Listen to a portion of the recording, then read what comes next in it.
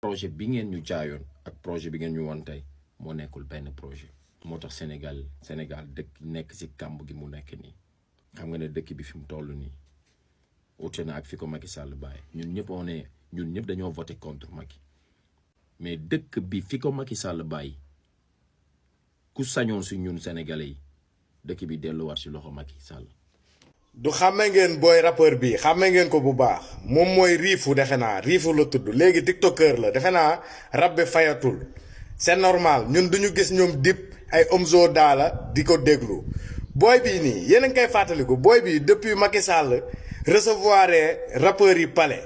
moom moo génnoon taxaw ci caméra yi naan man Macky buñ ma doon wax ak Macky bi ma gis palais bokkuñu Macky bi ma gis palais dafa baax Macky dafa cool dafa sympa xam nga yow booy ñun Sénégal moo ñu ñor ñun ay Macky Sall ak ay yi ngay wax yow sa bopp sax ñorooñu dañuy génn nag di wax ci yow di la may buzz yaa ngi dégg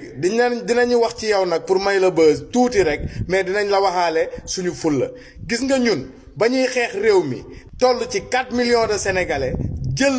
premier tour daat koy fal kii di président Diomaye yow boobu fekk gisante nga ak Macky Sall fële ca palais ba génn taxaw yow booy amoo benn jom defal ni sa moroom yi yow rappeur nga da ngay rap porteur de voix da ngay am position artiste mais munoo ne artiste nga naan Macky laa